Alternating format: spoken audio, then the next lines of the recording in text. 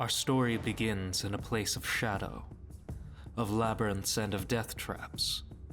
The never-ending dungeon, a series of endless dungeon floors, was constructed by a twisted and cruel wizard as a trap for the great heroes who sought to defeat him.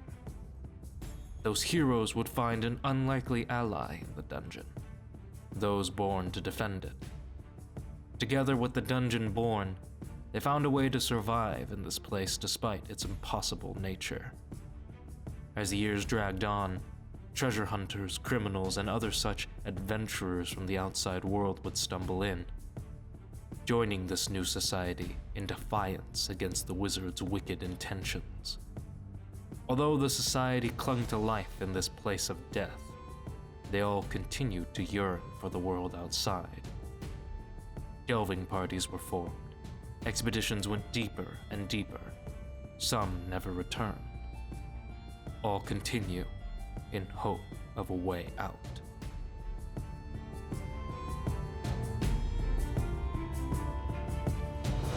Hello one and all, and welcome to Oops All Dungeons. I'm your Dungeon Master, Jonathan E., and to my table left, we have Tyler Perrone, Michael Wheeler, Maggie Wensink, and to my table right, we have Bill Brown III, CJ Rosenberger, and Sam Candor. We're here today to play a little bit of Dungeons & Dragons. How are you feeling, everyone? Oh, I'm so awesome. I'm so good. Excited. So yes, we will begin, as all good stories do. Here we are in the never-ending dungeon, in particular on level 2, where the city of Defiance currently rests above a precipice, over a bottomless pit in between these two sort of ravine edges. Here in Defiance, the city is sort of really tight. It's like basically like in a square mile, but it's compacted and it's just sort of set over this edge.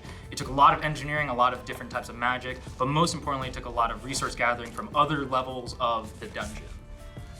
We will begin by first with a little bit of a roll to determine who we're gonna start with. So let's see. Sam. Oh my god. Please introduce your character, and what would your character be doing on an average day? Like what time of day? Oh, we're gonna say like about midday. Midday. There is no day or night cycle in the never-ending dungeon. So, my name is Sylvester Stark. I'm an Eladrin Taylor, a little bit of a ranger. And Sylvester at this time of day would be working in his shop, fixing up some clothes for the residents of Defiance, and just getting some work done. Looking forward to his evening, even though it's not real. So, with that being said, you have someone come through your shop door at this time of day. Howdy, cousin. How you doing? Walking through, there is sort of this human male, sort of like mid, sort of 30s-ish. Is one of your regulars. This is Council Member Zoran. He is someone that represents people on sort of one of the 4 sort of quadrants of the city. Mm-hmm. In particular, he represents what's considered sort of the northwest quadrant of the city, which are mostly people that come from the surface coming into the never-ending dungeon. Gotcha. Okay. Councilmember Zoran comes to you often to just sort of keep with the trends, talk to you about fashion. In his life before entering the dungeon, he was a noble-born sort of per individual, and he was in search of just sort of a bit of a thrill. Ended up here, tale as old as time. He's been here for quite a number of years at this point, but not as long as you have. But he loves coming in to talk with you since you do know a little bit about finesse. Well, look what the cat dragged in. How you doing, Council Member Zoran? Mr. Stark, any new wares you have today? Oh, well, I mean, I might have put something together since you asked. Man, I got this new jacket. See, mine started to fall apart, and I was working on it, and then I got inspired, and here I am 4 hours later, just working on this thing. You want to take a look? Of course, please. So Sylvester pulls out a mannequin sort of from the back of his shop. I imagine that the lower area is sort of like where you check out, but there's an upper area where he actually works. Not like a different store or anything, just like up a few steps. And so he pulls out this mannequin, and it is probably like a really fancy blazer with like unnaturally glistening gold inlines, and it's bright purple. Ooh. With a very, very nice pattern. Probably a blazer to probably more, I guess, of this setting, like a nice long coat. He's like, I'm working on this collar here, and you can see he's putting on like this white furred collar around it down the lapel. And he's like, it's not quite sitting right with me, but, you know, I'm just working, whittling away. It looks very, very nice. How long have you been working on it? Oh. Looks around. I guess a few days now I've been holed up in here. Yikes. Oh, well, it's taking a while. Well, it would be nice to sort of stretch your legs. I know how you hate being cooped up here and all. I imagine you will be out in the town square later today for the drawing? Yeah, now that someone's actually come in and I've regained my thinking process, I'll be out and about later today. Would you like to go to Marigold's later? Sharing a drink. Oh, I couldn't. You know oh, maybe I could. Maybe I could. Okay, all right, you got me. I'll go. Well, I just wanted to check on one of our more special members of this part of town. Oh, of course. He will gently shake your hand, and we will move on to another character. Who will it be? Shit. I got you, DM. Now that dice is gone. I gotta find another one. I was going so smooth, guys. Consumed and gone forever. No, I got another dice. Okay. We will then transition from one Sylvester Stark's home and shop, and we'll transition over to more of a centralized part of the city. This is the Great Temple of Defiance. The Temple of Defiance in this sort of place is a place built not to any specific deity, because there are many of those who worship many different sort of belief systems and things like that. The Temple of Defiance is for anyone to just come for a peaceful sort of rest and worship. For humans and for other people of the surface, it is a place where through divine energies they are able to recreate sunlight. Whereas on the streets of Defiance, they're just sort of these like noxious like methane sort of gas lamps that sort of illuminate the streets in this sort of like dingy setting. But here in the temple, everything's very pristine, everything's very like nice. And we will move over to Tyler, your character. Please introduce and describe your character, and what would your character be doing on any average day? All right, well, my character's name is HENDRICKS FAINE, and he is a sort of Templar at this grand temple. Serves as a healer. He's a big, tall, 6'4", skinny-built Owlin man. He's a bird. He's just simply a bird. What else could I tell you? He wears sort of lightish armor, big green tabard with a symbol of the full moon on it. Fantastic time. And in the temple, he's probably being subservient to his Bishop Cardinal, and probably, you know, doing whatever is needed. Healing people that come in, giving advice, just being overall wise, or sweeping the floors if it's not busy. Yes. Speaking of Bishop Cardinal is another person from the surface. She has these sort of long flowing, like golden thread robes that, like her sort of vestigial robes that she wears. She used to have a little bit of like some sort of hat that would go along with. That hat has long since disappeared, but instead she has let her plumage grow out to act as sort of this like sort of bishop's cap in this sort of way. And she will emerge from her chambers in this sort of mid part of the day, probably long deep in meditation, and she will sort of come out as she does in a sort of very bird-like way, not as I should say, it's like, you know, very jittery in that sort of sense. But she will come out and she'll say, "Hello, Hendricks." Good afternoon, Bishop. How are you? I'm doing well. I meditated for the past 4 hours. Standard. Yes, very standard. You know what today is? The drawing. Yes, the drawing. It won't be me. Oh, well, you never could know. It probably won't be. No. It probably won't be. But in this time, you never know who could be drawn at this time. So you know what happens you know how we operate every year. Yeah. Just whoever does get drawn, if they do have family, if they do have family, just be prepared to reach out to them. Sure, but it won't be me.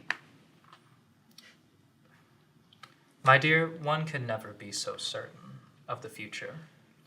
The only thing that we can be certain of are the choices that we make and the duties that we must uphold. Yes, ma'am. Yes. I'm not saying that it will never be you, or that, in particular, this will be the day where you don't get picked or you will get picked. But in the event that you do, know that your duties are certain. And that is what should give you strength, Hendricks, in this time. You are a very faithful servant, and you're very devout in that sort of sense. Like the moon, constant, yet calm, ever-changing, yet consistent. Have you seen the moon? Many times. You know, I don't know how you feel, but I dream of it often, to have a moonlit night where I'm just soaring. Yeah. But not just the moon, but the stars too. But you know me as well. Anywhere but here. Oh, Hendricks, it's not like that at all. Because here, I know my purpose here. And I knew that going into this place, that whoever was here would need guidance and need strong support. And that is exactly why I mentioned today's drawing. That's who we have to be. All right. Understood. Yes, of course. I'm going to go find some birdseed, and then she will go walk off. yeah. She will go walk off, just sort of pecking as she goes away. And we will move on to another character. Ooh, let's see. Oh my god. I love characters. Okay. Maggie, please introduce your character and sort of tell us what your character would be doing on any average day. Yeah. This is post what we talked about. Yeah, this Cool. is what we talked about. Yeah. So Mace is this huge Minotaur barbarian. She's super tall, like 7 feet. She's like, you know, has this reddish fur, kind of like hangs into her eyes, like this shag. She's got like a septum piercing and like these huge horns that curl up. Just decked out in, you know, leathers with lots of spikes, everything. And I mean, normally she'd be, you know, in the ring, probably, you know, bashing someone's skull in, but in light of certain events, she would be, okay, she was partying. She just kind of like went all out. Last night, she was like, all right, you know, screw this. I'm just gonna get a bunch of my friends together and we're just gonna get trashed. So that's what she did. So she'd probably be waking up around noon. Yeah. Where do you think you'll be waking up? Probably whatever tavern I normally frequent. I mean, I'm like kind of a big deal. Like not like a huge celebrity by any means, but you know, like people know me. You know, Yeah. I've got kind of a group of people that hang around. Hendricks knows, you know. The most popular like tavern, the most centralized tavern that's like sort of the biggest and also has like has its own like sort of brewery in the back, right? Yeah. Is called Marigold's. It's operated by one Caldwell Marigold, who's a sort of halfling guy who, as the story goes, his boat or something or another landed on the island in which the entrance to the never-ending dungeon was, and in seeking shelter from like sort of a monsoon that was going through, entered in with just a keg under his arm, and he has been using the yeast from that keg to like perpetually brew more and more alcohol. Like But Hanukkah. yeah, it lasted like more than 7 days, or no, 8. Oh shit. Fellas, cancel him. No! All right. That's where I am. Yeah. I would assume. All right. Well, if that's the case, then it will be probably Caldwell that's sort of shaking you up, and in your sort of like usual corner booth, all of your sort of friends have sort of made their way about their day, probably made their way home in the night while you were getting completely sloshed, and Caldwell, like this sort of little halfling guy, probably like 50s or something like that, graying hair, starting to become that sort of like silvery white, but still like very spry, I guess, for, you know, as a halfling ought to be, comes up to you and just sort of like tugs at the bits of your armor. Hey, oh, the last one? Sorry, man. How's the champion going? You know, I've been better, you know. Yeah, I mean, I appreciate you. How much will that run me? You know, I just start fumbling around for. Oh, you can wait. It's drawing day today. Tabs get pushed off to tomorrow. It's drawing day. Oh, okay. Okay. Well, I can fry you some food if you'd like. How do you feel? How's your head? Yeah. She's just gonna find her helmet. It's just like probably out in the corner somewhere and just kind of slip it on. Yeah. Like, can you describe like is it like a horned? yeah. So it's like this big like metal, like kind of constructed to fit her like kind of bovine face. But it's kind of a little bit more like dragon-like. It's got some like fangs and like these weird kind of like slats, almost like a knight helmet. And then of course like it kind of fits around her horns and it's like. Is a visor to like open and close? Yeah. Yeah, so you slip that on, and you notice that when you slip it on, you have a little bit, it like catches on your horns because like there's so many dents, like micro dents, but also like really big ones that sort of catch on your head, and you just have to like shove it onto your head. Caldwell will go. Mace. Yeah. You think your folks will be in town? You know, I mean, I can reserve a room for them to stay if they're coming up for drawing today. Oh, I mean, they don't venture into the city that often, but I mean, I'd imagine so. I haven't been like, you know, keeping up with them recently, but yeah, like, sure, probably. Yeah. Well, you know, ever since we set up that new messenger system, I'm sure they'll get the word immediately about whoever is drawing, if it ends up being some. I don't mean to be crass in that sort of way. I'm sorry, my bad. I mean, it's not like we're not used to the dungeon at this point, you know. That's true. It's gonna be anyone. Well, you know what they say? They say that in the drawings, if you look at the statistics over time, you can see that very clearly more dungeon-born people get selected for the drawing. Interesting. I don't know. I was talking to. Think there's some foul play there, or? Oh no! I all the council people were over for a drink one night, and I just overheard it, but just wanted to. I don't know. I've been asking people around because you know that really ain't right, and well.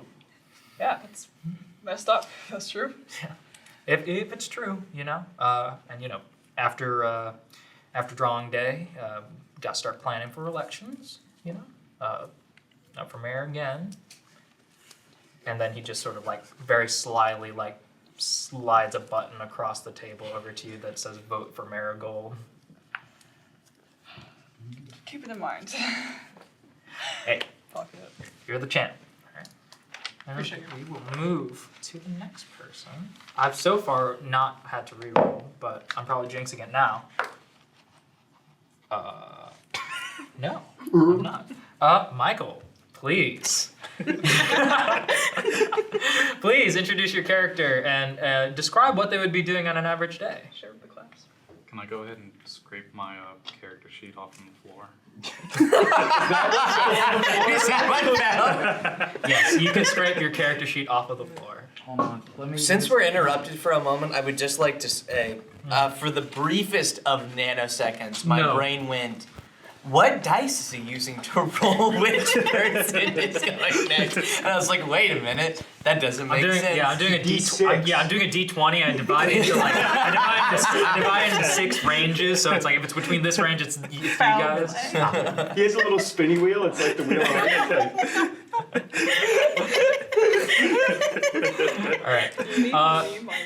All right, Michael, please describe your character. Introduce your character, and please describe what they would be doing on an average day.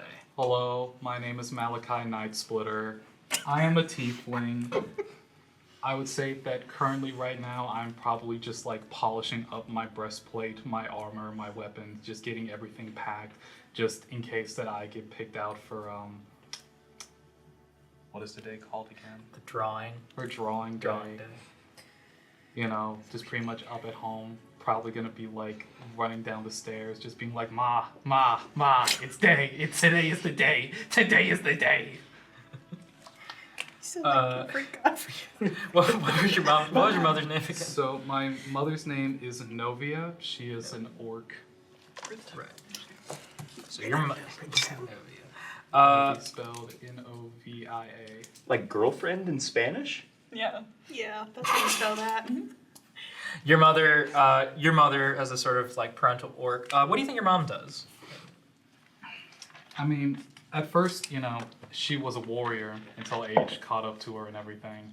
She dungeon born? Yes. Alright. And she recently, ever since Lozen passed away, that she's become a little bit more active within the church and everything. At least just a very average kind of common patron within the temple.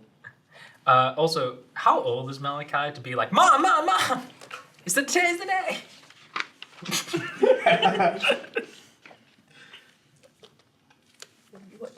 23. 23. Your character sheet is like a packet the substitute teacher puts on your desk. It's like, oh, you didn't do the homework. We're minus 15 points, but still, here, do the activity. All right, so 23-year-old Malakai, Yeah, cleaning off his armor. Yes. Mom! Novia will sort of come down from where your little home is in sort of the south west quadrant of the city. And she will come out. This part is more dungeon born. A lot, they're very sort of strong orcish community in here. Orcs are just sort of along everywhere because there are also a lot of them that come from the surface, and they've developed this sort of rich community in the southwest quadrant of the city. So your mom will come down. She is sort of dressed in very plain clothing. As you said, she does a lot of work with the church now. Long since retired, a fighter of the pits, but also just dungeon born as well. She has trouble reading and doing sort of those sort of higher functional skill things. So the best she can do is sort of help out where she can, wherever in the city she wants. A lot of the community takes care of her because of her, she was forced into retirement in that sort of sense. So it's she can't really, there are certain things, also her mind's just sort of wandering. It's probably due to a concussion. We would know it's probably a concussion sustained from early on. This has long-lasting effects, but for right now, she's happy, and so she's coming down. She says, yes. Oh, sorry, that's not the voice. It's what? Oh, today's drawing day, Ma. Oh, Yeah. right. It's drawing day. I got everything packed. Why do you got everything packed? Because I'm gonna get picked today. What makes you think you're gonna get picked today? I mean, I have as much as a chance as any other year. I feel the most prepared this time. I don't think that's how. I don't think you being prepared really has any matter over how it's drawn. And? Do you want to go today? I mean, today is the day to go. I mean, don't get me wrong, Malakai. I know how eager you are to go down there, but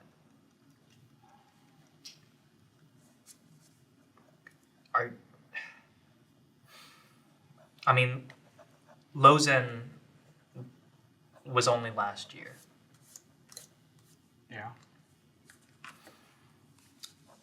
And truth be told, I haven't had the time to really process that altogether. And I'm going to be very frank with you, Malakai. I don't want you going down there. Malakai just kind of looks down at his little half medallion and everything. It's just I mean, this is all that they found of him. Who says that there can't be more? But, if it wasn't for him, we wouldn't be here now, right? He did a lot for us. And I just want to make sure that, he doesn't go out forgotten. No, Malakai, I was born in the dungeon, so for me this has always been home, and for you too. But And while I have no other concept than to be born, to live and to die here in this place, I didn't want that for Lozen. And I don't want that for you.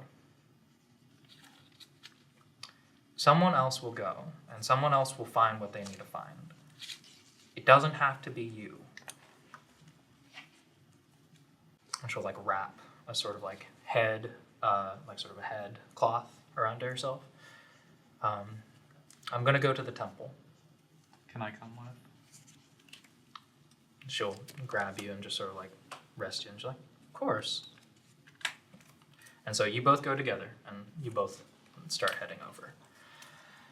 And leaves it down to 2. Will I be lucky? If I roll all of you guys like individually, that'd be pretty nuts. That the chances of that is like 6 with a permutation of 6. So, no, I fucked up. Aww.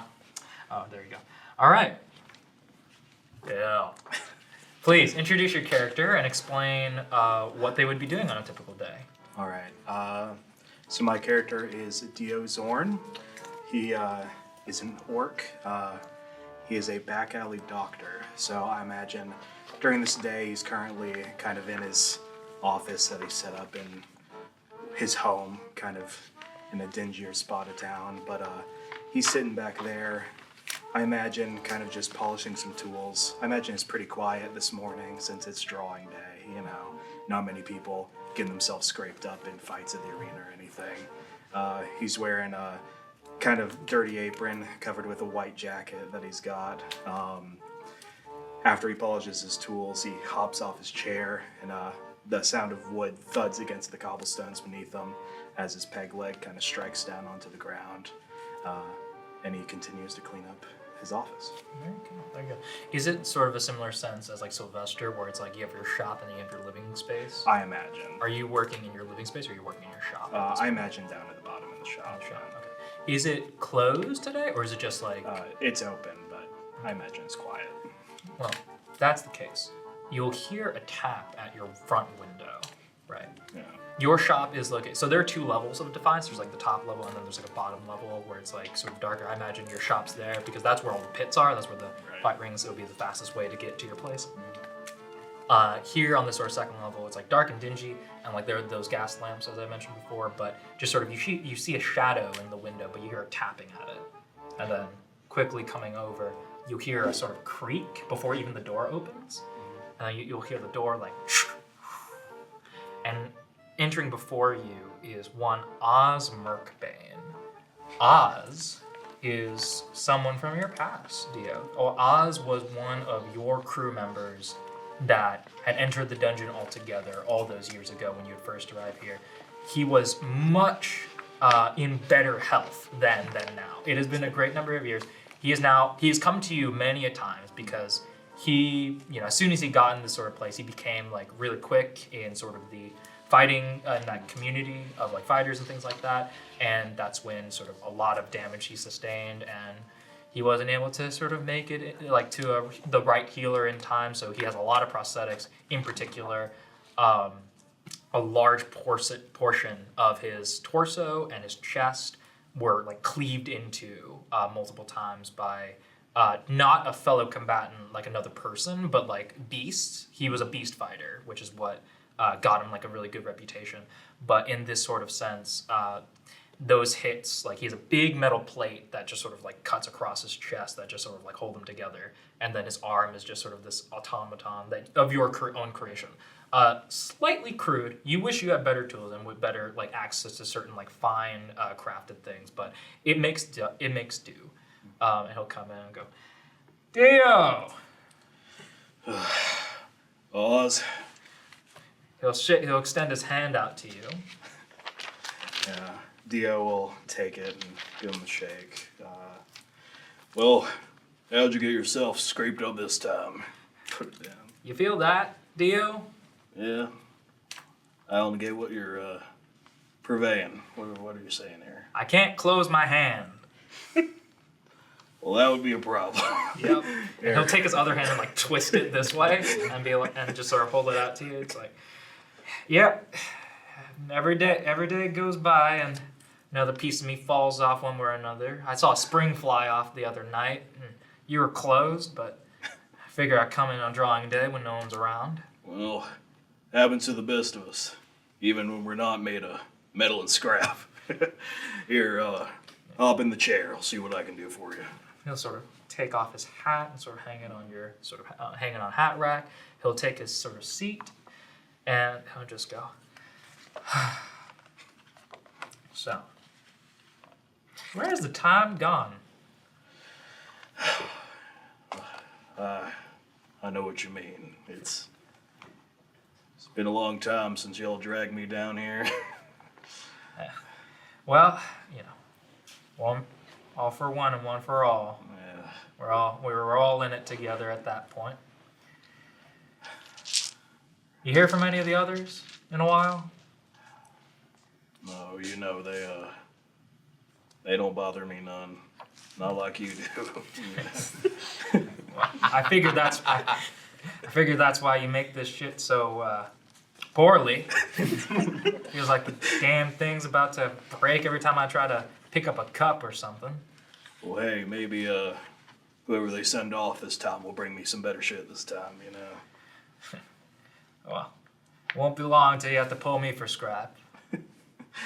Well, I'll try and keep you together before I have to go that length.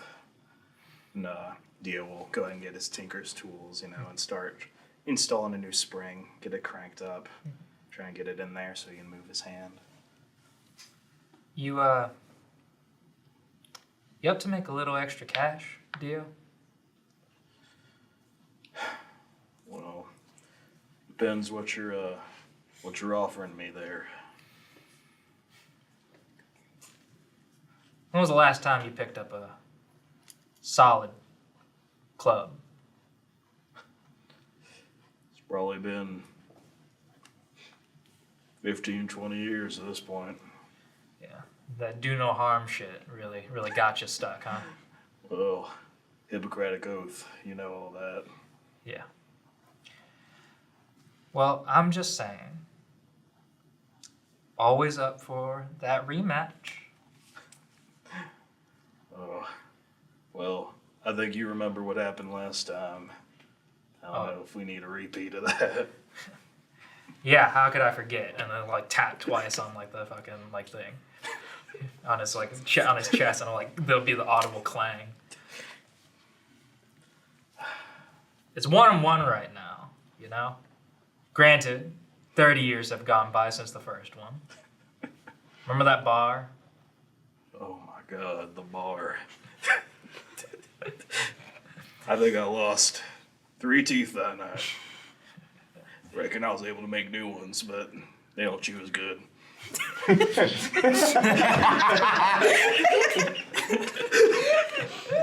the streets of Stillwater probably still remember us, you know. Probably still a dent in that pavement. Probably still got that statue knocked over. Can you believe it? They like threw that shit right into the river. That was wild. Don't think I've seen a statue thrown like that since then. We're getting old. Oh yeah. You feel like you ever miss out, or you ever feel like you're kind of done, like with the adventure, the action? Do you miss it? I know as sure as hell I do. Feeling the wind on my face. I mean, we're corsairs, man. We were hunting for treasure in the open sea. You know, sometimes I get that itch, you know. But I mean, look at me. I don't think I'd get that opportunity again. You put the eye patch on and the bandana again, you'll look just like Guthrie. Guthrie, oh my God. Yeah. Shame he turned mutinous on that last leg of the journey, but I mean, he must have been our age by now. Yeah. Remember what he told us that one time? said a lot of stuff.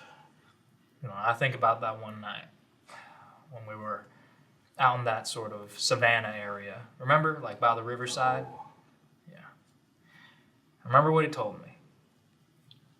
Sunlight may be as bright as the most shimmering diamonds, but the greatest glistening thing in all the world is just a little bit of fun.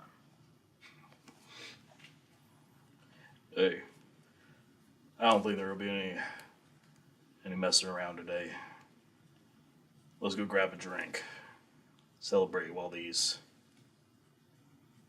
idiots outside go do their drawing or whatever. Well, how am I going to grab a drink if you haven't fixed my damn hand? Dio taps you with his hammer. All right, we will move on to the next character, the last character. I don't need to roll this time. You should. Yeah. You are 6. I got 4. All right. Oh, well, you just won't go. CJ, please introduce your character and tell us what your character would be doing on an average day. THALIA Westbrook is a half-orc bard. She's wearing like very simple clothes.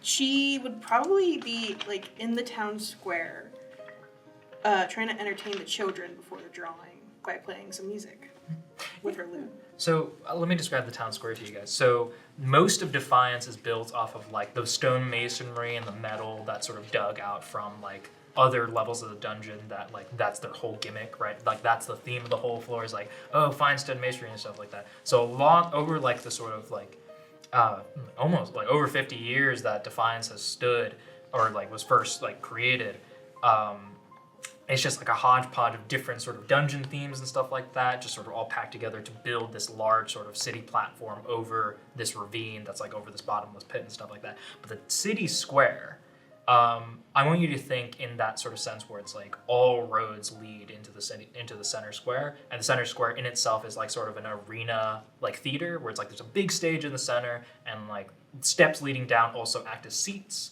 and things like that. So do you think you'll be on the stage, or do you think you'll just be like in the crowd as like everyone's starting to file in just to hear the drawing? I think she'd be on the stage. Yeah. And just like playing one of her favorite songs that she learned from her dad to the kids. What's your instrument? Right now it's a lute. There you go. So you're playing songs with kids. Roll a performance check. First player First roll. roll. First player roll. First player roll. I'm Let's go. honored. Oh, Bad. That is a 21. Hey. 21. All right. Like the savage. 21 in performance. I'll say that in this sort of sense, when you're playing to the sort of the kids, they're all singing along. It's a catchy song. It's a song that sort of everyone's heard before. You played it many times, but Sweet it's Caroline. not the sweet. No. You see a lot of people, they're sullen when they're walking in, but on 21 performance, you'll see as soon as they hear the music, like they'll chuckle, they'll look over, they'll laugh, they'll see like all the kids here. There's not that many kids in Defiance, or in all of the dungeon for that matter. Just like a lot of them happen to just be, you know, probably the second or the third generation of dungeon-born people here, like that were about that time, where like that third generation encroaching up into that. Maybe even the fourth generation starting to be born around now. But yeah, most of them, you know, little tots, little sort of dungeon-born creatures and things like that. Mostly of the type of like orc, or perhaps a couple of minotaurs from the lower level are coming up just to sort of see. Drawing Day, in this sort of sense, is a celebration of the city of Defiance itself, how it's against the evil wizard Almiron Crumbledorf, and who was the creator of this hellscape, because truly the lower you go, the more insane the death traps get, the more treacherous it becomes. A lot has been done in society to make these levels safer to traverse, but also to inhabit, because a lot of these people feel uncomfortable coming to Defiance because they're out of like this sort of like this zone that they were truly created to exist in, like cohabitate in. So it is a sign of like respect to what has been like the peace that was brokered all those years ago, and sort of what the society could be, you know. So you're performing that. coming up from behind you. I'm going to actually roll real quick. What's your passive perception? 10. You see him coming from a mile away, but your father, Quinn Westbrook, will sort of attempt to like sort of wrap you in his arms from behind and just sort of like surprise you. Mm-hmm. Although I don't know, how do you want to respond to that? Do you want to let him, or do you just want to like turn and face him? Let him. Yeah. So good and huggy is like, oh baby girl. Yeah. You know how much I love that song. Yeah, you brought it from outside. I know that. I hear you tell me all these things of like people used to sing them in all these giant crowds and stuff. Yeah, concerts. I mean, still got them here, but I mean, you gotta, you know, just gotta kind of go for it. I guess that's what I gotta say. Your father's human from the surface, but your father is also like ever since moving down here, very pale now. Like very pale, lacks a lot of like sort of sun, like sort of that bit of the sunlight. You see his like eye, like he's a bit sullen in that sort of sense. But in all of your life, you've never seen him not with a smile on his face. Like he's always just been very happy, very like sort of jubilant, just to be alive in that sort of sense. The story of your father coming into the dungeon was one of pure accident. Your father, Quinn Westbrook, didn't even know about the never-ending dungeon in that sort of sense. Didn't know anything about this thing in the sort of sense where, according to his story, he just kind of woke up in the first level and was greeted and sort of brought in. And at first he thought it was some elaborate prank, but he's been here for a good number of years too. Yeah. I mean, I'm here. Yeah, exactly. There you go. So that should explain how long he's been here. But in that sort of sense, you always see him with a sort of smile on his face. And he, you know, kind of just wants to, you know, he'll look at you. How old are you at this time? I think 23-ish. Yeah. So he'll sort of look at you, and, you know, it's sort of that look. There's no need for a roll. You know what this kind of look is. It's the feeling of just like, he's looking at you knowing that, you know, he's just really proud that his daughter is, you know, strong, healthy, but more importantly, so talented and so gifted at this thing that he was able to share with her in him raising you and that sort of thing. He'll sort of tap you on the shoulder and says, your mom says that they still are working on that bridge that sort of fell in on itself on level 3. So she may not be here for the drawing. Oh, that's okay. I mean, it is what it is. But she did say that she wanted to cook dinner tonight if you want to come over. Okay, yeah, I can do that. Oh, that's great. And so he'll sort of like cheerily, and he'll go and he'll look at you again. And you see that there's a moment of pause. You can roll an insight for this. Oh, all the rolls. Oh my goodness. Oh my God. 17. Yeah. 17 on insight. Yeah. So there's a bit of a pause to his face, and you clock it immediately as like worry. Like smiling face, eyes tell everything. Where you can just see that he's like really afraid because, you know, the age in which you can start being drawn in is 20 and up. You've gone through 3 ways. You know, he goes, he can roll with it, but he has never. And it always happens every year, where like he has to wrestle with the idea of just like you like sweet Thalia having to go down and go down as a delver. I don't think I'm going to address it out loud, but like I'm just gonna hug him a little bit. He looks up. He'll take the hug, and you know, after like that embrace is over, he'll immediately like snatch your lute and like go into song as well. Let me roll a performance with him. He rolled a nat 2, so Oh no! immediately going into it, he'll go into a rendition of Wonderwall. He will cut forward, you know, about an hour, midday. Raise your hand if you actually go out to attend drawing day. Otherwise, you can just sort of be where you're at or be where you are. Anyone else can sort of be out in the town square as it's happening. From the temple, you can hear what's going on. So you can just be at the temple doors or like doing stuff in the temple as well. It's like a block away. It's like, yeah, it's like right there. You know, temple's like in the center of town. The town square is right there. But yeah. So show of hands again. Sorry. I mean, I'm there. Okay. I guess. Sure. I will say that Oz does not stick with you. Like, you'll fix his hand and he'll be like, well, I'll catch you later for that drink. And then he'll go off, and then I guess maybe you then decide to go off. I think after he leaves Dio thinking about, like, those old adventures and stuff, be like, I might as well go see who's off on another quest. It'll go up on there. There you go. All right. Well, there is a big banner that sort of stretches across the sort of main stage where everyone can see it on both sides, painted both sides, to basically just say the 56th annual drawing. And you'll see that coming up, all in a, like, sort of, is it proscenium? No, not proscenium. An entourage following your the mayor, one Naftalia Grove. Naftalia Grove is a elven sorceress. She is one of the original heroes of the dungeon. Long lived. She has been serving as mayor of Defiance for the past 56 years.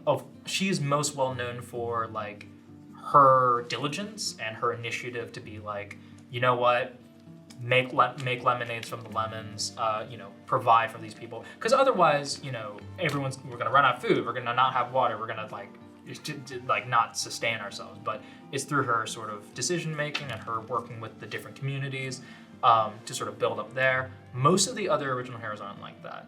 In fact, 3 of them have since passed since the original. One of them died in the original Delve, which is what they refer to it as.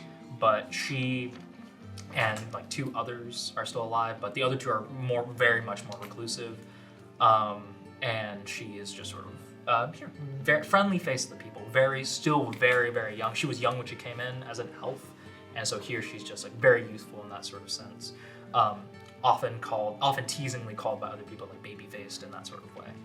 But she'll appear with an entourage of the other council members, the other 4 from around the sort of city, and she will enter up onto the stage where she will use her magic to amplify her voice to the crowd in all directions. The council members will take their seats sort of off stage while she's sort of standing in front of everyone. She'll say, "Citizens of Defiance, welcome to our 56th annual drawing for our 56th delve into the dungeon. I thank you all for attending this day. As you all know, the requirements to be drawn are that citizens must be over the age of 20, as per our calendar, and citizens must be in well enough condition to go on the delve as to not jeopardize the safety of their fellow delvers. Today is a very solemn drawing. I am sad to announce that my compatriot, Morticia Raven, has passed last night. She was from the woods, and as you see that she's, like, trying to, like, she's recalling all these things that she knows about her friend. But the majority of the people here in Defiance are Dungeon-born. They have no concept of these places outside.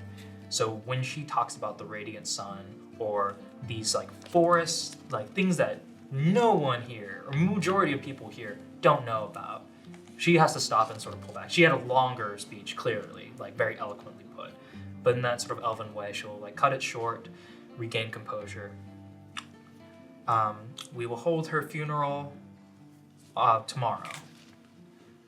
But as for that, we would like to continue with the drawing.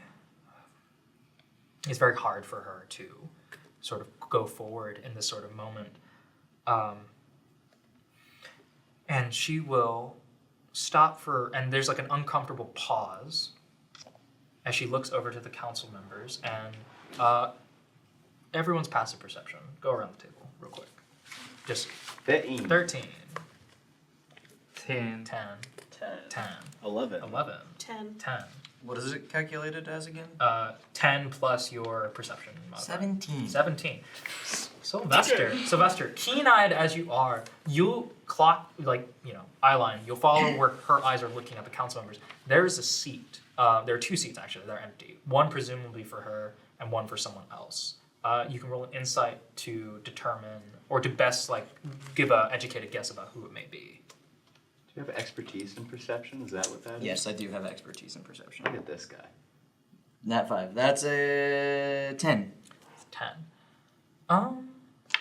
I'd say on a 10 it probably makes the most sense. Because if Morticia Raven is gone, that would leave out of Well, I would say if you do want to cut it a bit short, since Sylvester is from outside, he was probably pretty swept up in the speech about nature and the sun and everything. He knows what it is. Yeah. He's probably a little bit emotional right now. Well, since Morticia Raven has passed of last night, that would leave only Naphthalia and the last other hero of her original group. And so that chair is probably set out for them, who is not here right now. And she will vacate the stage and sit down next to the empty seat. And the council members will then walk up to the stage. All 4 council members, 1 council member Zoran, and then the 3 others from around the sort of city, they will all produce from their sort of pockets envelopes. Zoran has 2. The other 3 members, another one of them also has 2, and then each other has 1. The way that the lottery system in this sense works, like the drawing works, is that it's already decided before the reveal. So it is decided behind closed doors about this many people from this place last time, then it sort of rotates on like a clock in that sort of sense. So it's 2 and 2, and then 1 and 1, and then it rotates like that throughout the city. So, without further ado, we will go on to the drawing. The first name pulled. Sylvester Stark. The crowd goes silent as they all turn to you. What is your reaction to being drawn? Sylvester smiles. He nods his head and he goes, "Finally." A few of the more sort of working class folk, some orcs or maybe something will lean over and sort of pat you on the back in that sort of sense, and that a stay strong man sort of way. The next name on the list, HENDRICKS FAINE. And that name will sort of echo out. You'll see some people are looking around. Some people on the steps of the temple will look up to you as you're perched. Do you know if you have to go immediately to claim your spot, or is there a little bit of time before you have to check in? You come up at the end. Okay. I think he's just going to start flying to his mom's house. Okay. Yeah, so Hendricks, you're going to take off in flight. The next name. MACE. Melee. Oh, that's that barbarian. I've heard of her.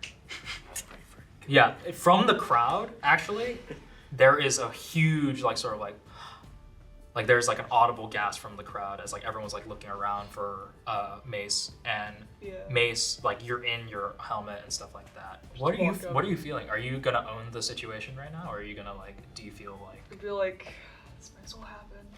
Yeah. Okay, if you own it in that sort of way, the crowd will follow the energy, and as it was a gasp, it then immediately turns into an applaud. Applause. Just still full helmet. I will represent all of you. This is a good thing. Yes. Hendricks is mid-flight, oh shit. God, what a professional. Holy, wow. Hendricks, tears in his eyes, is oh, we're so bad. We were so over, now we're so Fear bad. not, Let's citizens. I will serve you all well. Thank you. You're saying it Mace is ah, shit. Yeah, pounding headache, not feeling it, ready to go home. The next name. Diozorn. This name mostly gets most of the older folk to come and look at you. Some people faces you've seen, familiar faces, and they'll all look to you in this sort of moment. I think Dio kind of just sighs. They looks up and he's like, damn you Oz. And he just gives a big smile. The next name. Malakai NIGHTSPLITTER. Yeah! Let's go! As quiet as we are now, that is what it goes. That's what happens. It echoes throughout the surrounding cavern walls. It's just like, yeah! It's like SpongeBob when he's like he's getting nominated to be like Employee of the Month. Yeah! Man, I thought I was happy about this. Wow, okay. For new manager, and that's just like bouncing off the cave walls. Like bats in the distance are starting to.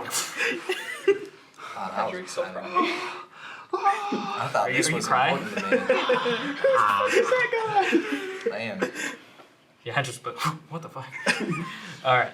He's just jumping for joy. Yeah, 1,000 bats like You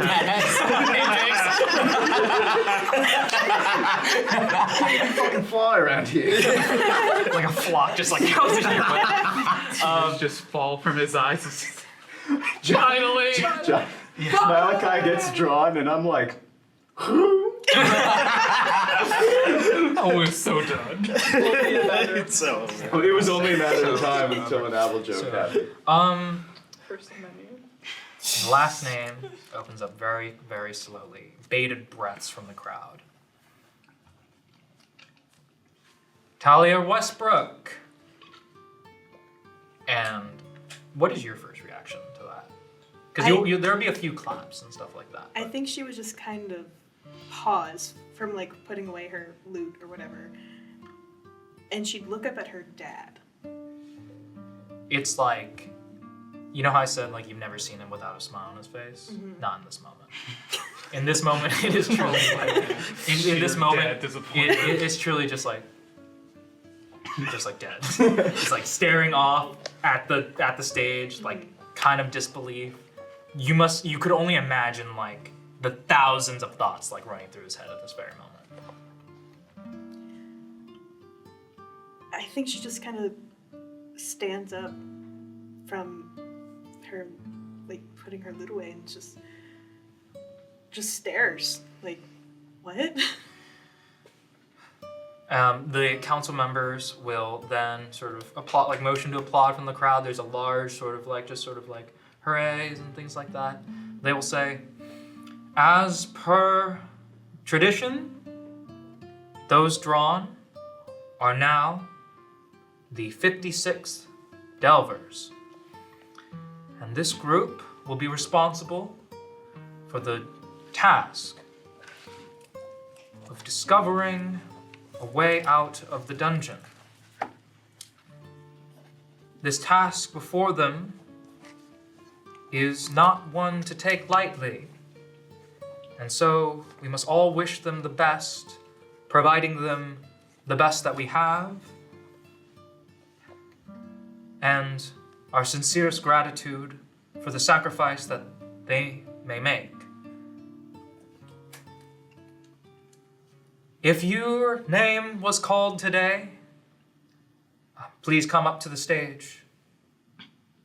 You just see Malakai just sprinting as fast as he can. He just looks like, you know what? No, I'm not even doing the foot. He just flies up there. Yeah, just like full demonic wings, just landing like in a power pose. You think? Yeah. Everyone else, Hendricks. Fully thought he was going to have time to go have a speech with someone, and then he's like, fuck. All right. I think he's a little more feeling better about it, though, because usually trips are not to find a way out of the dungeon. But finding a way out of the dungeon is something he's very pro. So I think midway, he's a little more, built up about it. So he just doubles back around back to the stage, and he's like, okay, well, if you're going to do it right. You went through like the full 5 stages of grief in like the span of like 3 minutes, basically. Bird brain. Really try to speed run it. Yeah, so everyone, you gather up at the stage. You are all given a little sort of like, it's a medal. It's a little medal, like basically like an enamel pin type deal. It's a little sort of like brass, like round circle, and inside of it, like sort of stamped into the metal itself, it just says 50. It just has 56 in it. Oh, It is placed gently in your hand by each of the council members of your specific part of the city. They will hand it off to you, and they will all say, coming up from behind them now, Naphthalia Grove will bid everyone a well day, to please show all of you respect and to show all of you kindness in this time, and then we'll head to you and says, as per the custom, you have the rest of the day. Until at least the next morn, to get affairs into order. We will provide you with equipment if you so need it. Report to the storehouses and speak to the manager there. When they see the badge, they'll know. Thank you, all of you. Thank you. Happy to help. Least I could do. Well, I bid you well. When it comes time to leave, just arrive at the city hall, and we will send you on your way. And then she will bid farewell, as well as the other council members, and follow her out. You see Zoran, like, clock you with his eyes, and he'll, like, sort of dart away. I go to tip my hat at him, and he starts walking away, and I gently lower my hands. I'm like, "Now, what is that rapscallion up to?" So all of you are now gathered in this one moment. A few of you have relationships with each other. So I was going for a fist bump. I was like, whether. Okay. Alright, cool. you got to work on the secret handshake, huh? It's hard when one of you is like a full bull person and the other person is just a bird. Got your little talons. But all right. In this moment, I guess just sort of. What's the plan, everyone? What are we all planning on doing? I'm gonna go tell my mom. Probably also gonna go tell my mom. My mom's. Oh. I'm gonna go find my dad in the crowd. I'm sure he's still around. Yeah, your dad's right there. We'll probably resolve that first. Yeah. Dia, how about you? Dio has gear to go collect back at the office. There you go. Sylvester? I don't know. Sylvester is gonna think about it, and he's gonna look, try and catch a glimpse of where Zorn's headed off to. Yeah. Malakai's just like visibly giddy. You know, he's just like, yes. So I'm a little more contained, but Sylvester's definitely excited. He's pretty pleased. Show of hands if who's not excited. And are you trying to hide it? I feel like Thalia would put on her like performer face. Yeah. No, Mace is definitely like, yeah, no, this is chill. This is awesome. I'm gonna be like, so I know you folks might be here because big day, especially for us now, I guess, but you know, you're welcome back to Lisa's anytime. Yeah. Check out the locker room. Your stuff's still in the locker room, so. Appreciate that. Yeah. I'm actually gonna look around, like, try to see if. Yeah. Okay, so both of you, since you're both looking for your parents here in this time, roll a perception check. I'm gonna give Mace guidance, so you can add a D4. Thank you. Do I also roll a die? Who are you looking? You're looking for a mom in the crowd. Yeah. Roll for. Wait, sorry, perception? 18. Perception. Perception. What'd you get? 18. You got an 18. Great.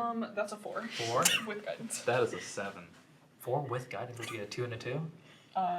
It's a 3 and a 1. Oh. As to 4, I guess. Right. Going. What was yours? 7. 7. Nothing added. No. All right. Then we'll go with Thalia. Your father is frozen in the exact same spot in which he was there, and he's still just like, instead he's looking at you now, and he's just like, really just like kind of shocked in this sort of moment. Yeah, I'm gonna go up to him, Yeah. and the first thing I'm gonna do is try and cheer him up. Say, I gonna be late for dinner. He'll snap out of it when you speak to him, and it's like like a record skips basically, and so he'll be there and you'll say that and he'll snap into it, process what you said, and look to you, and then just sort of like hug. I want to go back.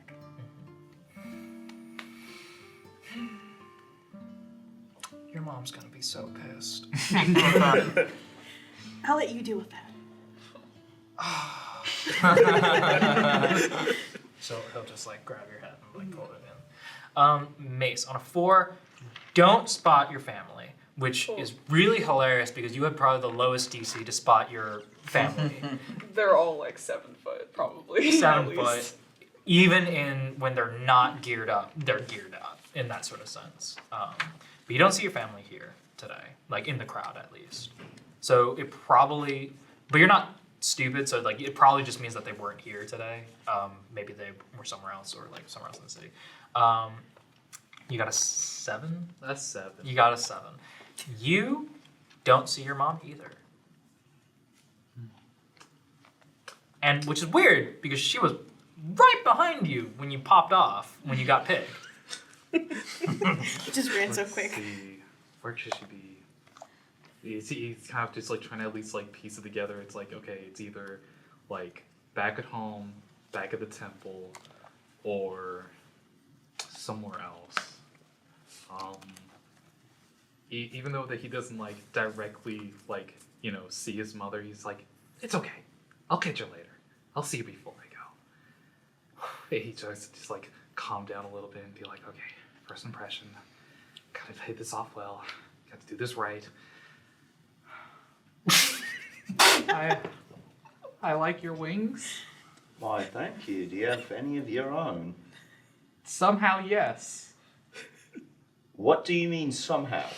I mean, like, I How have. did it happen? Apparently, I grew them out myself. Birth? Maybe. Genetics? I don't really know. What are you? I wish I knew myself. Pleased to meet you, I'm Hendricks. Hi, I'm Malakai. How are you? Yep, I'm great, I think. Please let go of my hand. I'm so sorry. Please let go. I'm sorry, I'm He's very scared. frail, Please let go of my don't hand. break him. Hollow bones. Birds have hollow bones. I want to hold on to him that time. Your height is just the opposite of my height.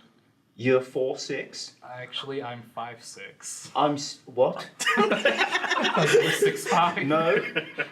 6'4". An inch is a lot.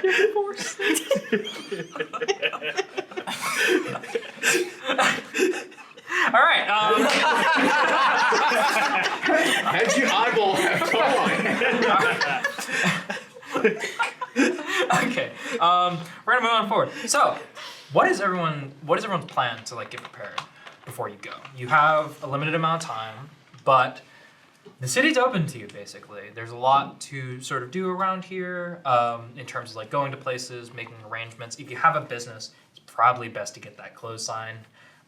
If you don't, if you just have a business in the other sense, might want to get it wrapped up now. Might want to close some lids because, as all of you know, last year ended in catastrophe. It's only happened like 3 times in the history of Defiance, but the 55th Delvers, none of them made it back. So it's a very big sour taste in everyone's mouth. No wonder Dad's upset. Yeah, it's a very big sour taste in everyone's mouth for this drawing day in particular.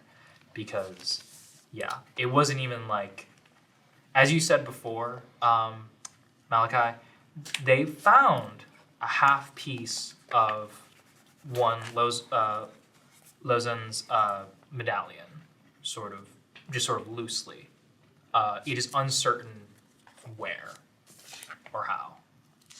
It was on a routine sort of exploration where they were harvesting resources to bring up the levels, and they found it and they returned it to you and your mom first really, and then you took it. But yeah, it was heartbreaking after the first, because these things could last upward a few weeks. By the time like the 4th month rolled around, that's when the funeral started being held. That's when the services start being held. So it's not a fun time to be the ones after a great tragedy, because that's probably what's on everyone's mind. So as you guys are going throughout the streets doing your business, people will come up to you and just sort of shake your hand. They'll like kiss like your shoulders. Like they'll they'll give you food. They'll like just sort of shove things in your hands. Good luck charms, like little sort of like tied together little trinkets and things like that. Sort of like stitch things to your jacket, to your jackets or your clothing.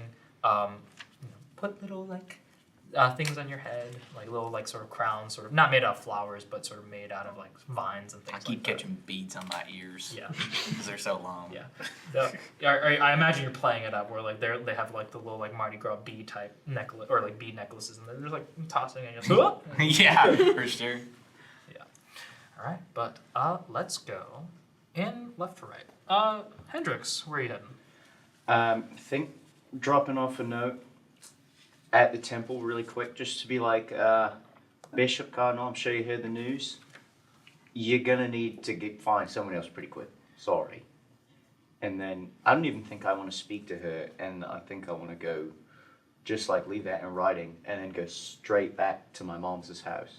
And Mace is invited. What? So she is still in her quarters. So she's probably in her quarters. So you want to leave? I'll pop in. Yeah. Oh, you want to pop in? Yeah. Okay. Light knock. Yeah.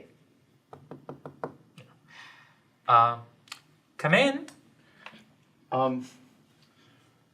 Bishop Cardinal, I'm sure you probably heard the news. Sorry, what was that? I'm just gonna present the medal to her. Oh my stars. Yeah, but it's not the same as before. You're right. It's not. They want us to find a way out. They never want us to find a way out. You're right. That is true. You should probably go see your mothers. Already on the docket. Hendricks. I have something to give to you. Is it a blessing? I have two things to give to you. Okay.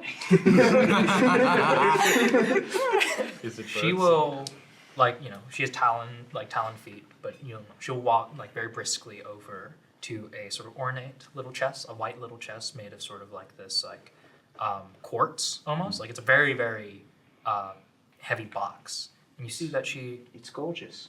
Opens the latch slightly and opens it up. And they're attached to the end of this chain necklace, sort of very silver chain necklace at the very end of it. And embedded into it is a piece of white stone. Take it. Where is this from? What you hold now, and she'll reach out and place the necklace into your hands. What you hold now is a piece of the moon. It's a moonstone. It fell to the planet during my time. I've held on to it because it's a symbol of good luck. It's a symbol of good wishes. Sailors hold on to moonstones for, good weather on the tides. I've been waiting to give that to you on a time when you needed it most, and I never could tell when that was going to be. I see no other time than now is most appropriate. This means so much to me. And I'm gonna embrace her and just be like, you are always like a third mother to me. It's quite amazing how you just collect them. Sorry. I don't know. She will lean her head forward for your beaks to just sort of Little Eskimo kiss. Your third mom? Yeah, sure. Yeah. Hendricks, the Gonna be hunter. I want to describe the way that the moonstone feels to you. You are Alvin, right? You are from the surface world, yet you've never seen the moon. You just sort of go off of like the feel. The feeling of it in your hand is soothing to the touch. It's like the cold side of the pillow over and over again. Yes, yes, very much so. It's like when you touch the stone with your bare hands. With my owl hands.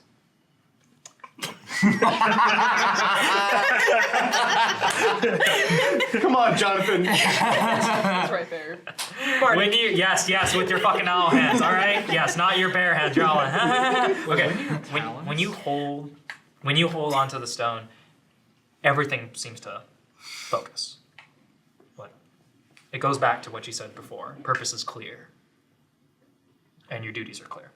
And so you can begin to make your way to your mother. Let's go to you. Let's make your way to your mother. Yay. I want to just at least, I don't know, as I'm kind of just like scoping about the place, flying about, I'm just like, wait a minute. There's probably one place that she's at. It would be like, probably where Lozen is buried. Now, there was no body, so there was no burial. There is just a headstone. Are you sure? Only one way to find out. So then we'll transition like maybe out the window of the temple just to right adjacent where there's brick by brick. Because in the city there's no ground to bury you. If you want to be buried, you're probably dungeon born. You're probably being buried at the level of your birth. But for Lozen, there's just a stone upon a series of stones with his name written in it. I at least just like look around, see if my mother's there, and if not, just kind of go right up to the stone itself. You are alone. Your mother's not here. Well, today is the day, brother. You know, it hasn't been easy since you've been gone, but I can at least, you know, do one thing in your honor for how you've picked me up and have taken care of me, raised me, that I will live on through your name. And I kind of take out the half medallion and get onto my knees and make a oath out to Lozen saying that, you know, I will make sure that your name will not fall out in vain. I will make sure that you will be remembered always, emboldened within legend, that you will not die as the 55th, but you will die out as a hero of glory. You are filled with an odd sense of energy in this moment. I do want to say it as energy instead of like purpose or determination in the sense because it truly feels like an electricity in your blood. Mm-hmm. You just sort of feel like trickle out as you're making this oath to your brother in this moment. And I get up, and I see that the medallion seems to be a little bit shinier than it used to be. I'm just like, we're gonna get through this together. And just tuck the medallion in, head back home, see if mom's over there. Yeah, what was all that? Mace, where do you think are you looking for your folks or are you looking to get ready? Well, I mean, I already looked for them. If they're not here, I'd assume they'd probably be at their own home, which is not within the city. So, I don't know if I would head all the way out there. Kind of figuring we'll probably pass them on the way out, if anything. So, I think Mace would probably go find Oz, I think. Okay, yeah, roll an investigation check. Oh. 10 plus 10. Ooh, 9. A 9? Okay. You're unable to find Oz at this time. I don't imagine you're like calling out his name or anything like that. I think you're just trying to like look for him throughout the city. Yeah, no, I'm gonna shout his name. I'm Billy. Oh, okay. Hey, Oz. Oh, if that's the case. Are you doing this in like a call out fashion? Yeah. Okay. Just like, I'm leaving tonight. If you got anything to say, say it now. you walking like you're walking out the street and you're yelling out, and here in like if there was ever a fire, everyone would know because one bell ringing would echo out throughout the whole cavern. So when you shout Oz, there is like it bounces everywhere throughout the city. You can hear it. It's not a very quiet city, Defiance. Quarters are privately sealed, but in this sort of sense, it's perfect for calling out Oz. So if that's the case, Oz will hear you. Okay. And Oz will confront you. All right. Stepping on a marigold. So I imagine like you walking past Marigold's sort of front table and him approaching from behind. He says, "What do you want, kid?" I want a send-off or something. I mean, moving up in the world, Got something to say? Or you just want what? Goodbye? Just peace of mind or something. Just, I'm a great guy here, and I just, sorry or something. I don't know. She's just like super confused. She just like kind of paces for a second, which is really funny 'cause she's really huge. And then like even like reaches for a weapon for a second, and then it's like, you know what? Runs away. It's like, all right, I'm heading out. I'm gonna be a hero. It's gonna happen. You don't see this, but like he'll take a long sip of like the rest of his pint, and then he'll go back into the bar after you flip him off and just start running. Fuck that guy. Yeah, go on, Dio. What's your deal? So I think Dio walks back to the workshop, and he sits in his chair, looks around at kind of all the memories of this place, him working on all these folks. He lifts up his leg, and he untwists his peg from its joint, and he pulls a key from the peg leg, sticks it back on, opens up a case, revealing an old dusty set of chainmail armor, and on top of it, an amulet, a two-headed serpent with wings. He holds it in his hand. This time, we're gonna make it. That amulet, that two-headed serpent,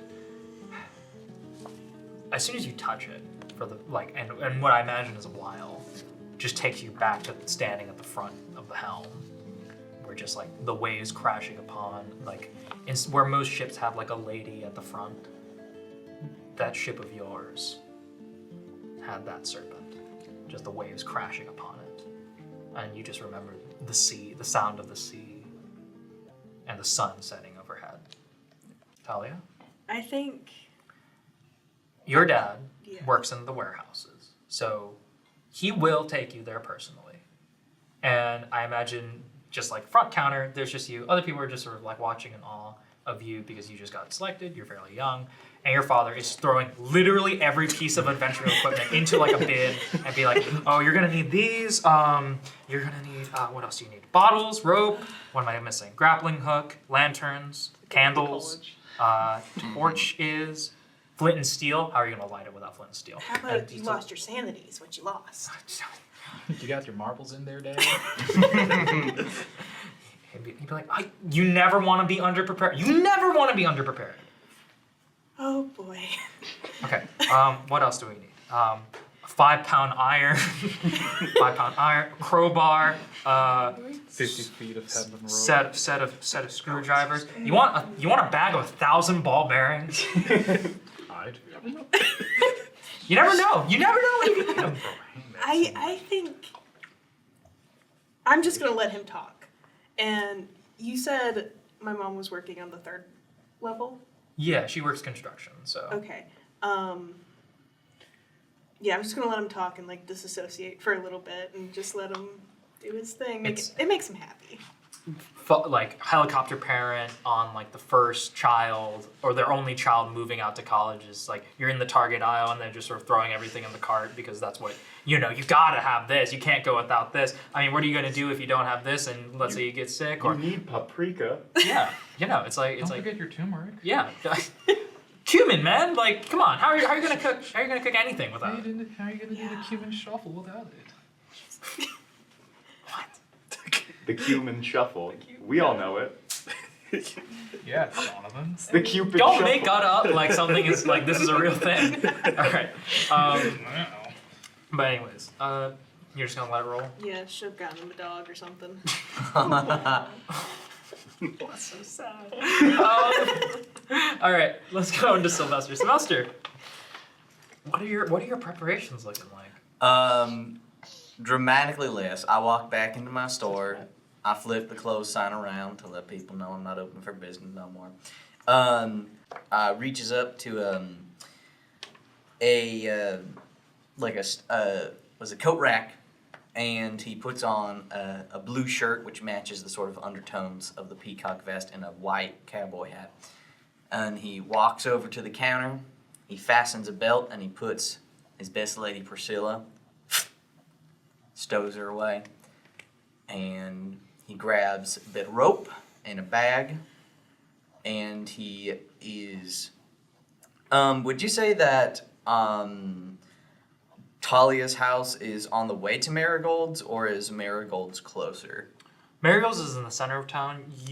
I think you'd be able to run by Thalia's place. However, as we mentioned, Thalia is going to be at the store, so you can just sort of run by if you'd like.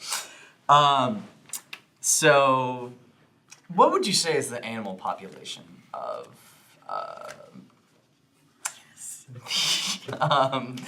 Defiance? What would you say is the animal population? Oh, bats mostly. Bats, large bats, rats, things that rhyme. Think like Minecraft. Cats, rats, gnats. Gnats, what sort of lots of gnats, especially on the bog levels. Yeah. What sort of mammals could I find around here? In the city, In this city. yeah, probably mostly bats. Like they have replaced birds, except for like the humanoid ones. But a bat would be one. No one really keeps them for pets though. They're just kind of like exist, like kind of like pigeons in the city. But in this sort of setting, I think for a mammal, you can probably find like a decently sized rat. What about a cat? Think someone But are they really a cat, or are they just a rat that like was bred to look like a certain? Hello? What? So there's no typically domesticated animals. There's no typically domesticated animals. No. It's just New York. No one bringing their pets down. Okay. In that case, that's an idea gone. I'm just gonna go to Marigold. No, get a fancy rat. Get a fancy rat. Okay, fine. I am going to, as a ritual, cast Speak with Animals. Yeah. Okay. We're doing this. Go ahead. Yes. And I'm going to try and find the nicest rat I possibly can. Roll an investigation check, and then roll an investigation check to first see if it's a really nice. What about survival? Sure, go for it. Yes! Go for it. That's fine. I'm a rat whisperer. 22! We doing more. There Okay. is a rat that you know of already. Well, on 22, there is a rat that you know of already because Perrone. there are rats that fester around marigolds around the bar. And you may think that, oh, it's the bar, it's the pub. Oh, these are going to be like really disgusting rats that like fish out of the trash. No. That may be true in the alleyways behind marigolds. But in marigolds, there are rats that live off of the ale produced in the back store. And these rats are plump. Oh yeah, fat rat. Big juicy beer rats. Cake rats. Actually. They waddle, essentially. Like, they don't scurry. They, like... Like a fat Okay. toddler? I'm gonna say that's gonna be a side quest for me right now. This is the last 10 minutes. I'm gonna keep an eye out, but I'm in Marigold and I'm looking for Zoran because I trust people, but the look Zoran gave me earlier just ain't sitting right. And he said we could possibly meet up at Marigold's later, so I'm gonna step in for a drink before I go because I'm not really nervous. I'm just having a good send-off type of night. Passing the time. So I'm gonna look around for Zoran and get a drink. Sure. And also look for a rat. Marigold will step up and he'll go, Well, Mr. Stark, how can I help you? Whew. Don't remember if that's the same accent. You got any rats in the back? Well, so, as you can see, I finally been selected and thought why not come to my regular old spot to get a little pint for the send-off. You know how it is. Oh, you can get as many pints as you like. Oh, you can now, get as many Marigold, pints I don't want no special treatment just because I'm some fancy folk now. I don't want none of that. Oh, that's been the policy, my friend. Delvers drink free, on the house, on me, and they'll pour you a pint and slide it over to you. I catch him, I go, "Hi, Marigold, have you seen Zorn around here tonight? We were supposed to meet, but something tells me he might not be around here." Oh,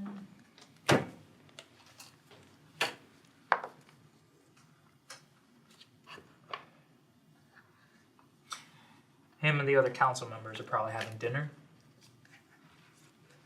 Okay. Here or somewhere else? Probably in private chambers. Fuck, I changed the accent like halfway through.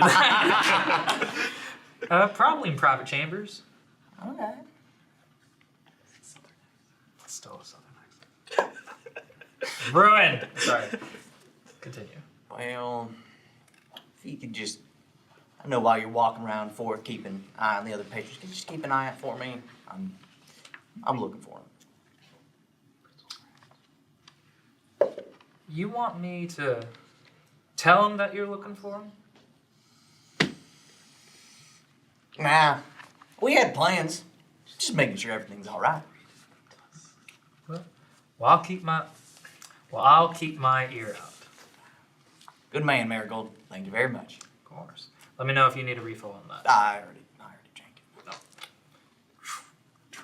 All right, let's resolve the mothers. Let's start with you, Malakai. Oh. Your mom is at home. Kind of just like When you enter, you hear like a lot, like her just like sort of like going, where is it? Like just very frustrated, and like she's like digging through like a closet right now. I just kind of like open up the door, lean on in. Hey Ma, I think I'm going through puberty again. She is not hearing you. I just kind of like cut a little bit closer, at least just like find like a surface to like knock on and just like. She'll stop, like she'll get into like a fight stance, and then she'll turn to you and she'll go, Hey Ma, I'm going through puberty again. what? Yeah, I went over to go visit Lozen and I ended up having like weird little glowy hands. Is that normal?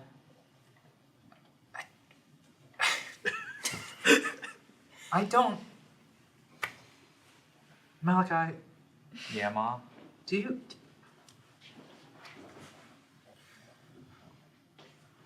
Where are you at right now? I mean, I'm right here in the kitchen, right? No. I mean, like, where's your head at right now?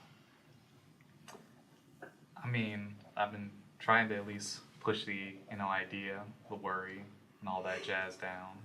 I feel like I've put a lot onto my plate to live up to an expectation that I know I can't reach, but at least I have a dream that keeps me going forward.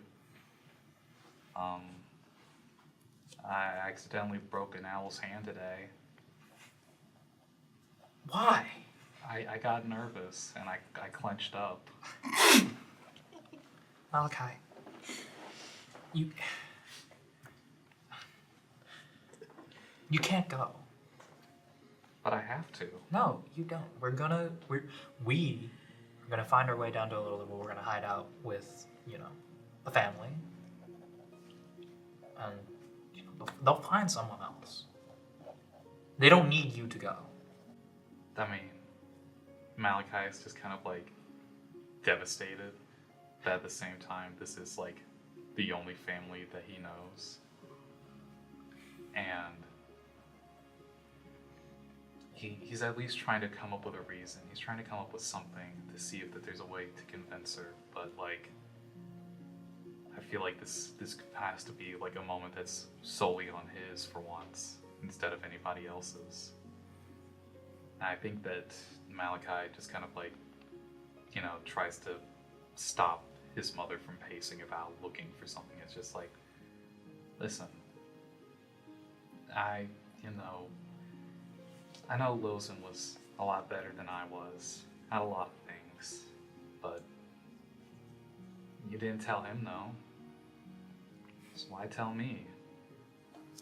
He didn't go out for fame or for glory. He wanted to go out because he knew he was going to help people. That's what I can do too. And I know that it's gonna be rough without me around, but listen, you're big and strong. Definitely a lot more than me.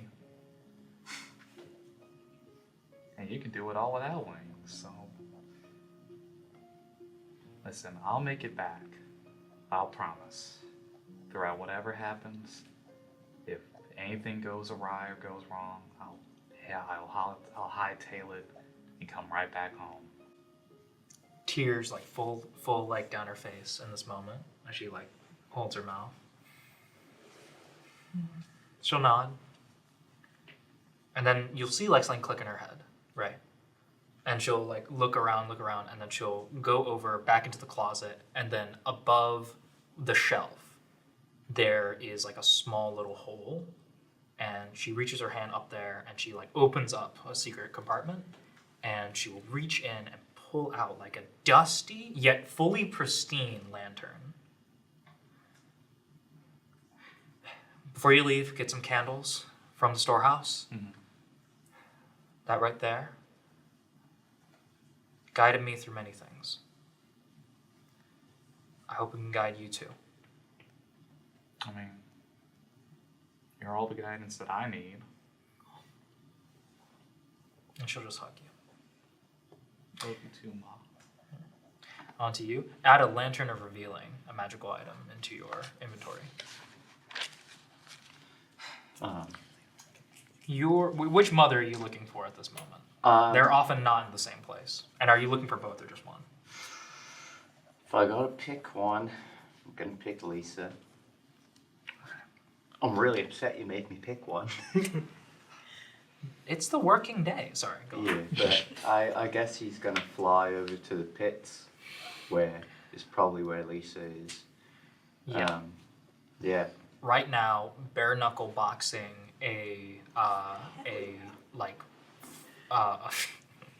right now, bare knuckle boxing just another guy, like just another human.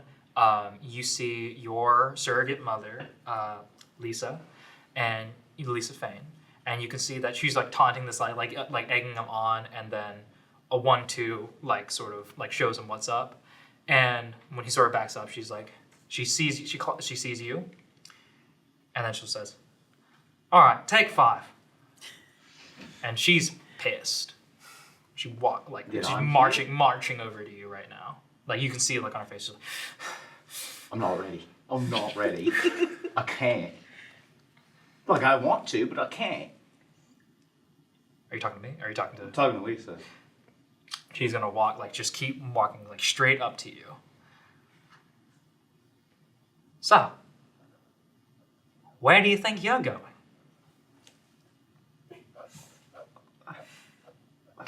To where you're from, hopefully.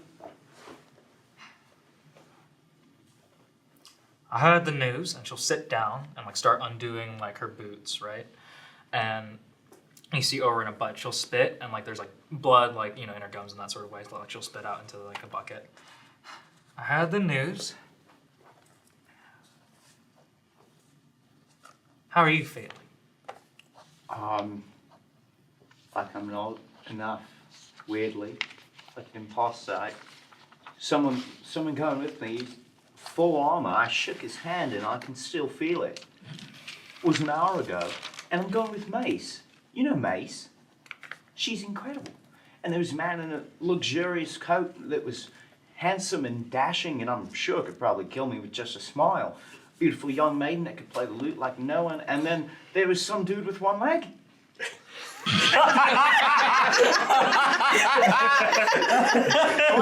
might not be the worst. I got 2 legs. 2 legs and I've told you once.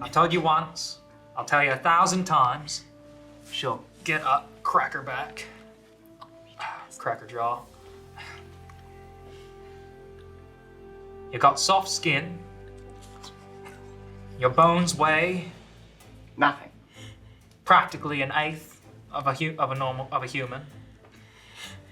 You can't throw a punch. Even when you're trying to dodge, you got a larger amount of area in which someone can grab onto you. You suck at grappling. Never won a single fight in all your life.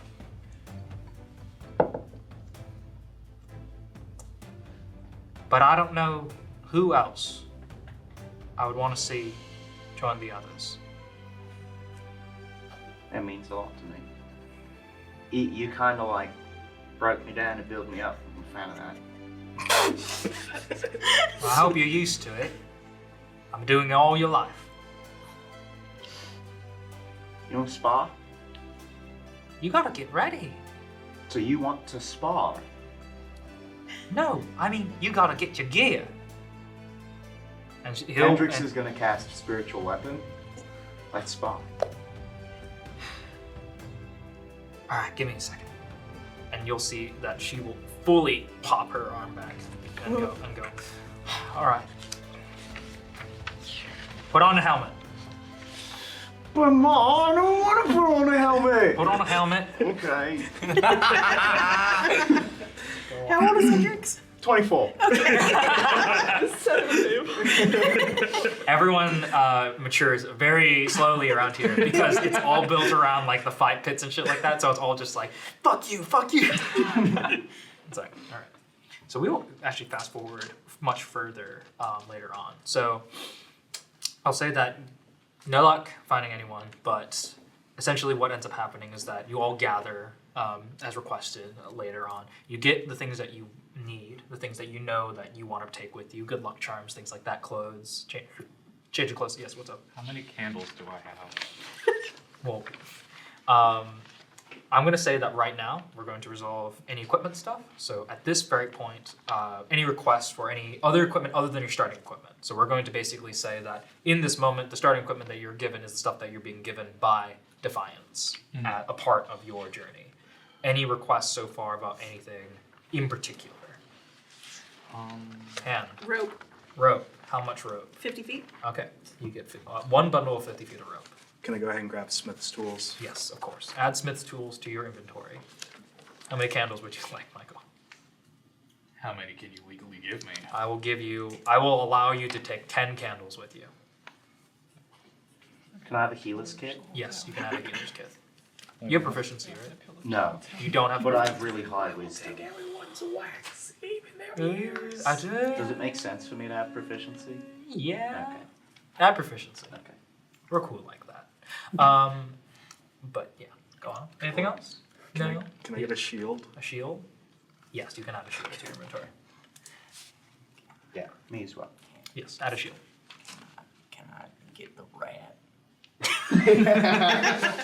I'd say while you're in the storeroom, a rat has followed you in that sort of sense. And I imagine it's of your doing. It's not like it was like, oh, master, I want to follow you. No, it's like you were throwing crackers into the into the beer room. It's like, Give me your rat. Like, hey, do you want a piece of bread? Oh, I speak with animals. oh, it's like, buddy, I will follow you to hell and back. You give me that piece of bread right now. Well, I got this friend, and her dad and her mom's about to be an empty nester, and they got a lot of bread. Too many big words. Give me the bread. I will do anything you want. Give me the Okay, bread. I'm gonna. Look, I can do tricks, and then he'll like try to roll over. But it'll be like he rolls one way and then rolls immediately. Fucking fat to roll. I'm like, God, I really want you to follow me into the dungeon, but I know you can't. I know you can't. So, someone needs you right now. And so I'm gonna take him to Thalia's house. And I'm gonna groom him first a little bit. There you go. he has a bright pink bow on his head. And I'm just like slipping through like the mail slot. Knock on the door. I was like, Thalia, you still home? At this point, I think maybe you're getting like your clothes together, and your dad is still just like, so you can like emerge with like a pack that's like 2 feet taller than you, just completely sagging on you. Hey, what's up? Hey, I throw the bread in her house, and I go, mine! I'm like, that's for your parents. I know how, Talia, who's... He's nice, just keep giving him bread. He's friendly, he's a friendly critter. Did you just give my dad a rat? It's more like where I'm from, they kind of have these things called dogs, and they're pretty cool. Sometimes they're on fire, sometimes they're not. Depends on where you're at in the Feywild. I know on the material plane they're pretty normal, but... Is this rat gonna catch on fire? No, he's a normal rat, but he does waddle around, so he's not moving very fast. So I don't think he's much of a threat to your parents or their cupboard. They just gotta keep him fed. He's pretty civil. Your dad will emerge with the rat like in his arms, like, actually, he's pretty cool. he's pretty well trained. You're okay with this? I mean, are you okay with this? And like, you speak with animals, so he's just going, bro, if you give me bread, I will do literally anything. Just keep him fed. I would say every 2 weeks or so, give him something new, just so he doesn't get bored. But nah, fuck what that guy's saying. Give me fucking bread. Okay. According to him, what's your name, by the way? Talking to the rat? Yes. Government name. Rat. Rafu, just get... His name is Dusty, and he likes bread. So I'm going to leave him in your capable hands, because I know you're going to need something to keep you company while little Thalia and I find the way out. Ain't that right? Yep. See, we're going to do just fine, Mr. Westbrook. It's going to be all A-okay. All right.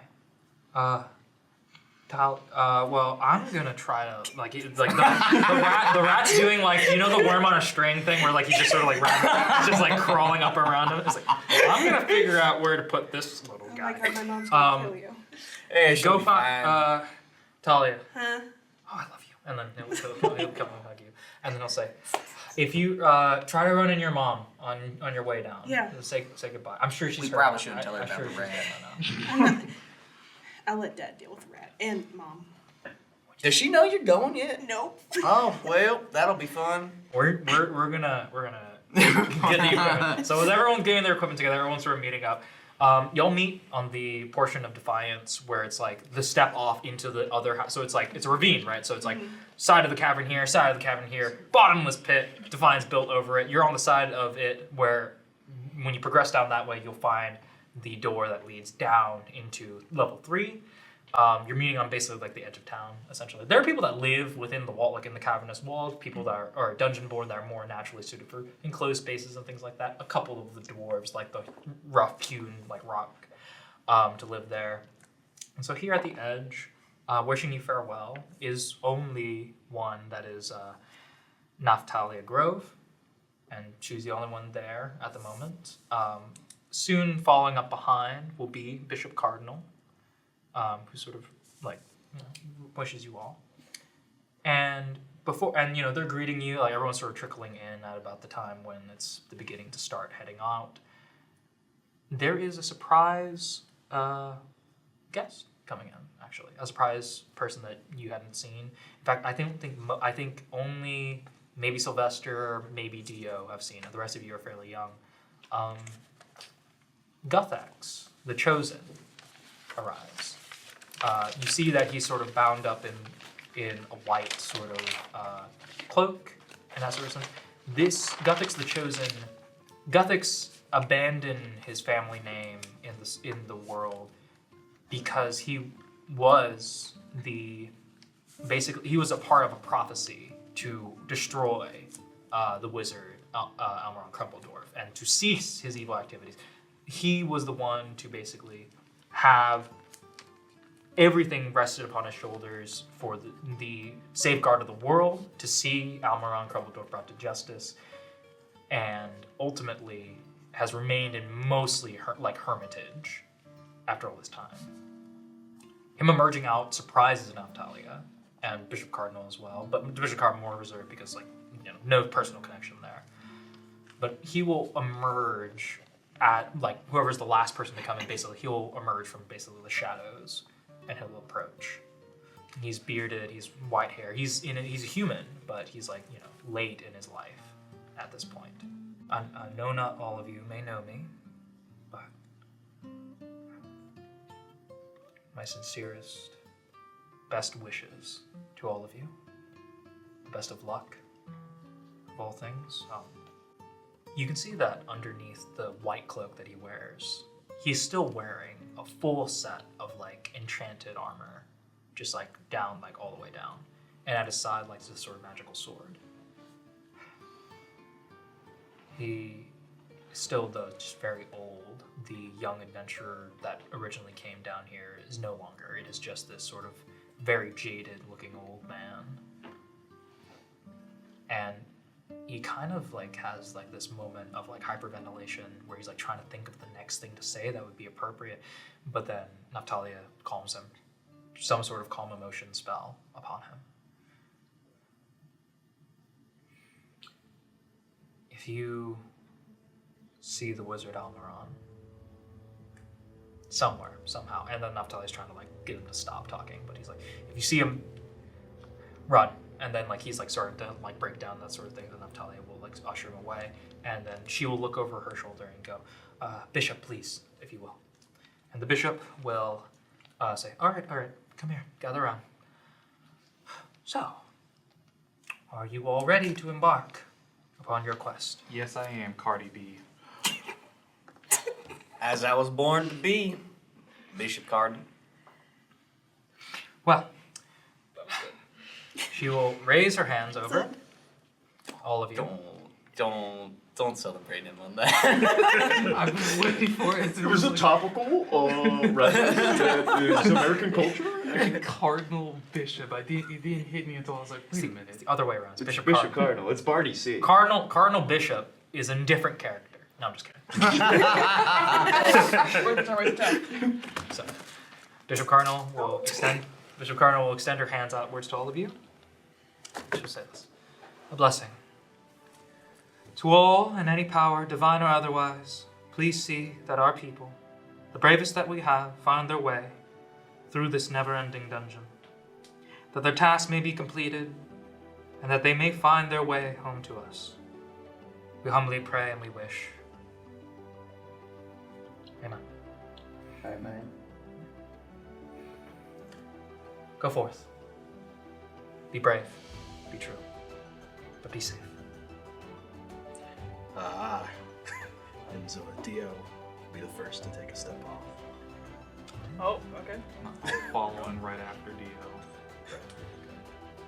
All right. Yep. The rest of the party will begin, and I believe that will be all for this first episode of Oops All Dungeons. Tune in next time to see where our heroes will find themselves next.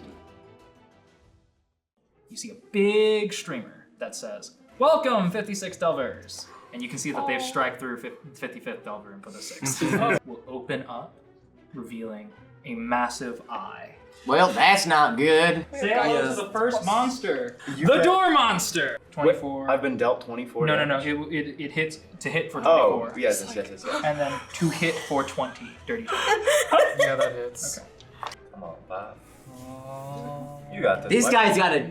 You gotta stop. Hey, you seeing this? 16 damage. Oh yeah, I'm down. Anyone have healing potions? Okay, so Why didn't we think to borrow them? Just